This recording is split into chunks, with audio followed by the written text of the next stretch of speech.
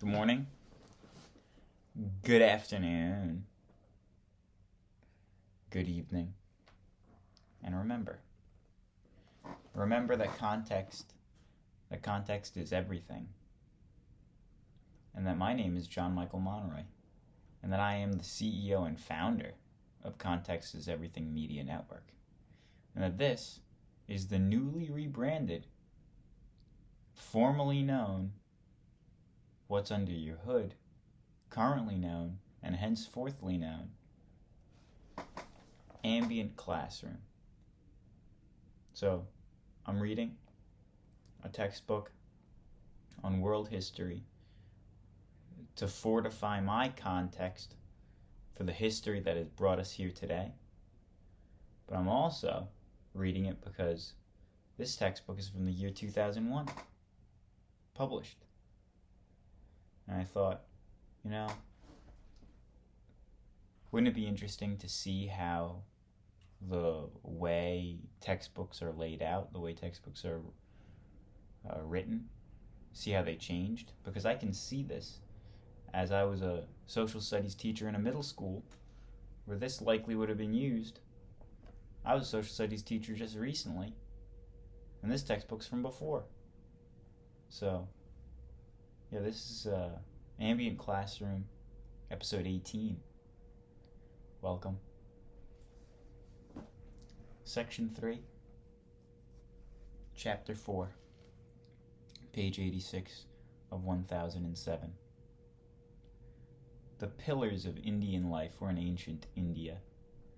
We've recently talked about Hindu and Buddhist influence on the ancient landscape. We've talked about how feuding cities and cultures in the north gave way to foreign conquerors coming over the Himalayas, because fractured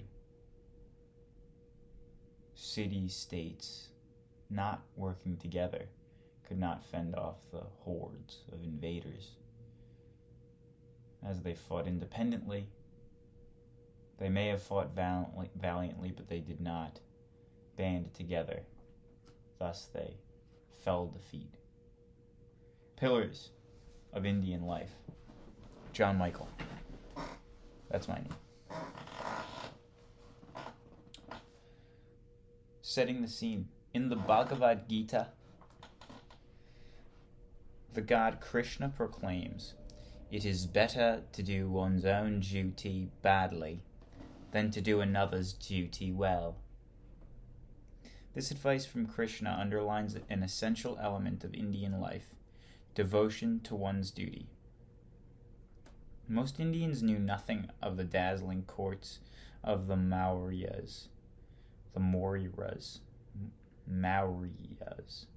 or Guptas. The vast majority were peasants who lived in the countless villages that dotted the Indian landscape. In Gupta times, as today, the caste system ensured stability and order. Two other pillars of Indian life were the family and the village. In Indian society, every day, life revolved around the rules and duties associated with caste, family, and village. The complex caste system. Heading. In the previous chapter, you read how the Aryans had divided society into 4 occupational castes. Non-Aryans were considered outcasts and held to the lowest jobs. Many castes. Subheading. By Gupta times, many additional castes and subcastes had evolved. As invaders were absorbed into Indian society, they formed new castes. Other castes grew out of new occupations and religions. By modern times, there were hundreds of major castes and thousands of subcastes. Complex rules. Caste was closely linked to Hindu beliefs. To Hindus, people in different castes were different species of beings. A high caste Brahmin, for example, was purer and therefore closer to moksha than someone from a lower caste. To ensure spiritual purity, a web of complex caste rules governed every aspect of life where people lived, what they ate and how they dressed and how they earned a living. I'm going to put a note in that because I want to do a quick double check. What I want to double check is I want to see what moksha means. And I'm pretty sure that if I just flip the pages back 2 or 3 times, I will see a blue heading over a vocabulary word, and it'll give me the definition of moksha. Under subheading the goal of life, in section 1 of this chapter, chapter 4, to Hindus, every person has an essential self, or Atman. But Atman is really just another name for Brahman. The ultimate goal of existence, Hindus believe, is achieving moksha, or union with Brahman. Now I just want to verify what Brahman is.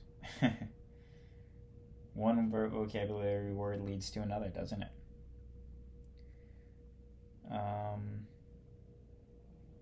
Unlike most major religions, Hinduism has no single founder or no single sacred text. Instead, it grew out of overlapping beliefs of diverse groups who settled in India. The process probably began with the Aryans, who added yada yada yada. As a result, da da da da. Many gods, one God. God is known to the da da da da belief. Okay. This ancient proverb reflects the key feature of Hinduism. God is one, but wise people know it by many names.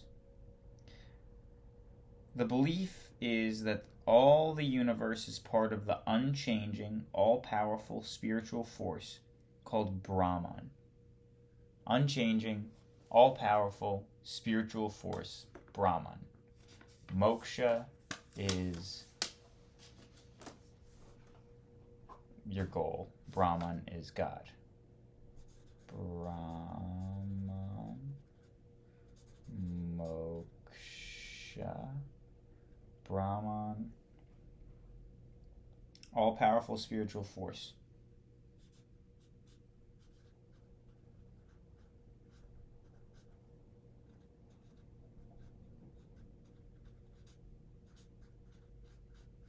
Moksha, union with Brahman.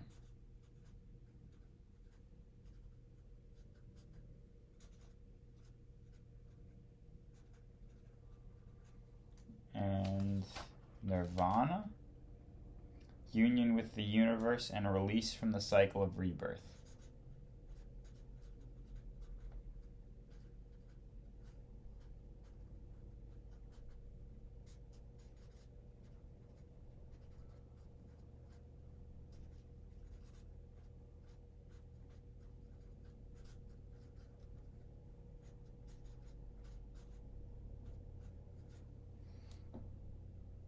And we're back. A little vocabulary jaunt. Brahman, all-powerful spiritual force. Moksha, union with Brahman. And nirvana, which to me could be easily confused with moksha. Nirvana, union with the universe, and a release from the cycle of birth and death. And that clinking sound, me thoughtlessly slamming ceramic into my teeth. Not very bright. Not very bright. But I am the founder and CEO of Context is Everything Media Network. So I have that going for me. I do have that going for me. And we're back again.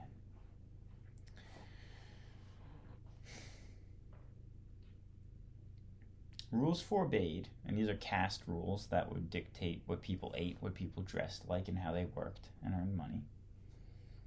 Rules forbade marrying outside of one's caste or eating with members of another caste. High caste people had strictest rules to protect them from spiritual pollution or impure lower castes. For the lowest rank outcasts, or untouchables, life was harsh and restricted.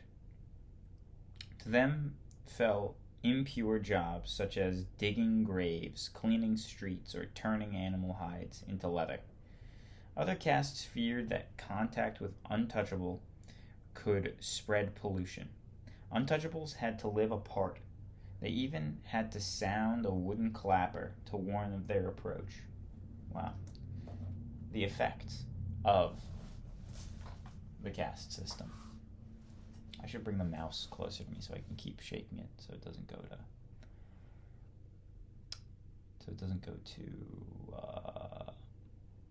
screensaver, because it like jams the video. Despite its inequalities, caste ensured a stable social order. People believed that the law of karma determined their caste. While they could not change their status in this life, they could reach higher state in a future life by faithfully fulfilling the duties of their present caste. The caste system gave people a sense of identity and interdependence. Each caste had its own occupation and its own leaders. Caste members cooperated to help one another. Further, each caste had its own special role in Indian society as a whole. Although strictly separated, different castes depended on one another for their basic needs. A lower caste carpenter, for example, built a home of a higher caste scholar. The caste system also adapted to changing conditions, absorbing foreigners and new occupations into their own castes. This flexibility allowed people with diverse customs to live side by side in relative harmony. Family life. The family performed an essential function in the training of children and traditions and duties to their caste. The family taught children their duties at home and in the village. Structure. The ideal family was the joint family, in which parents, children, grandchildren, uncles, and their offspring shared common dwelling. The joint family was usually achieved only by the wealthy. In poor families, people often died young. So several generations seldom survived long enough to live together. Still, even when relatives did not share the same house, close ties linked brothers, uncles, cousins, and nephews. The Indian family was patriarchal. The father, or oldest male in the family, headed the household because he was thought to have wisdom and experience. The head of the family enjoyed great authority. Still, his power was limited by sacred laws and tradition. Usually he made decisions after consulting his wife and other family members. Property belonged to the whole family. Children and parents. And I'm going to start skimming because I'm getting the information that I need, and some of it seems a little bit redundant. Children and parents. From an early age, children learned their family duties, which included obeying caste rules. Family interests came before individual wishes. Children worked with older relatives in the fields or at family trade. While still young, a daughter learned that as a wife, she would be expected to serve and obey her husband and his family. A son learned the rituals to honor the family's ancestors. Such rites linked the living and the dead, deepening family bonds across generations. After marriage, the daughter left her home and became part of her husband's family.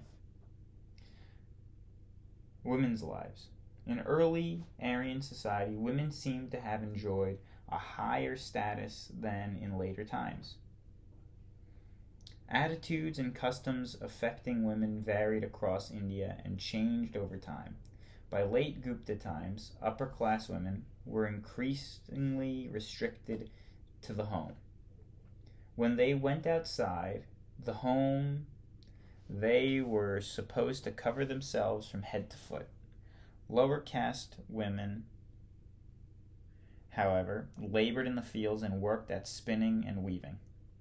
Women were taught to have Shakti, a creative energy that men lacked. In marriage, a woman's Shakti helped to make a husband complete. Still, Shakti might also have been a destructive force. A husband's duty was to channel his wife's energy in a proper direction. A woman's primary duties were to marry, show devotion to her husband, and raise children. Beyond these responsibilities, women had few rights within a family and society.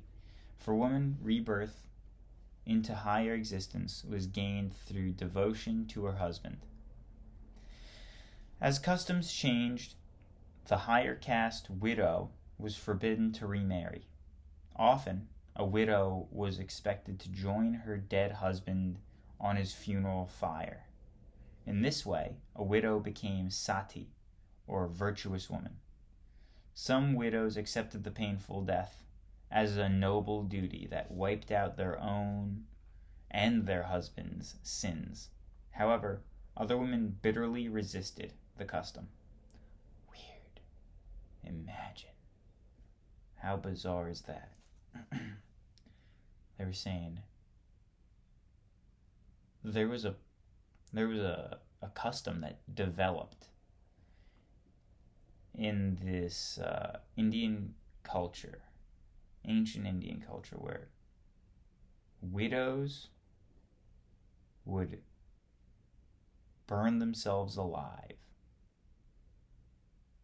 when their husband was burned to ash as a reconciliation for their earthly sins. That is not good. I'm pretty sure about it. Village life. Throughout India's history, the village was at the heart of life. The size of villages varied from a handful of people to hundreds of families. A typical village included a cluster of homes made of earth or stone. Beyond these dwellings stretched the fields, where farmers grew wheat, rice, cotton, sugarcane, and other crops according to region. Each village included people of different castes who performed the tasks needed for daily life.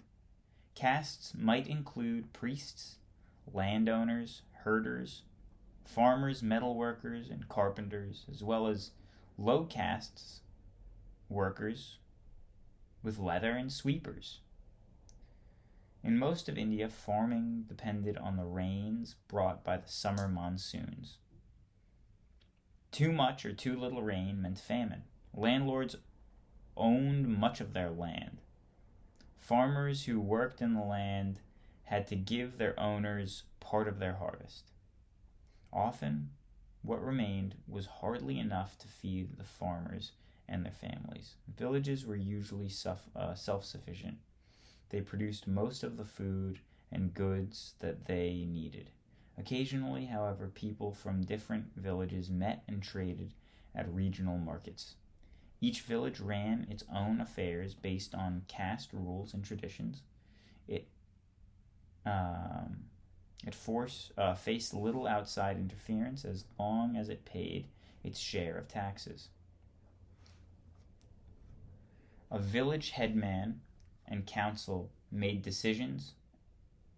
The council included the most respected people of the village. In early times, women served on this village council, but as Hindu law began to place greater restrictions on women, they were later excluded.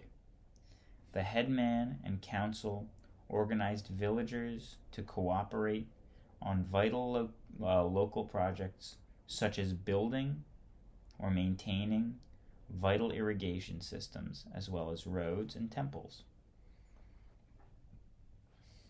2 minutes and 22 seconds left here on the clock. That is the second count that I looked at while I was looking over briefly. Now, simplicity is key. I think that some key details should be noted down. I've noted down some key details about the religion with Brahman, with moksha, with nirvana. I will place them here, and I will write 1 sticky note's worth of notes here, now. I'll also purchase new sticky notes because these are my rare and extremely useful silly notes, or whatever you call them. The reason why I like them is because they have 3 sections. The sticky note section, where you write your note, which is this word bubble, which is coming from this man. See the little man who's speaking? That's the sticky note. Then you have this fella here, who appears to be observing the thoughts written in this section here. So if I write something, and I'll read an example right now for you. If I write something like, I have one right here. Let's go to this one. I have a sticky note here in the same format. I'll read it out loud to you with the 3 sections annotated. In the body of the sticky note here, bring data to all of your meetings. This is a note written down regarding interviews and remote work. Bring data to all of your meetings is the sticky note. Then I have the little guy down here responding to it. And he's saying, bring data to all of your meetings. Because I misspelled your here. I put you-are. And this guy corrected me over here by saying your. Not your. Your. And then I have the third guy. This little floating fella, who's like another observer, and he just agrees. You misspelled it. So, that'll do it. A little bit sleepy today, right? Either way, good morning. I hope you have a good afternoon. And if it's evening time where you are right now, I hope you enjoy your evening. That's the bell. Remember, context is everything. And remember, my name is John Michael, and that this is the Context is Everything Media Network.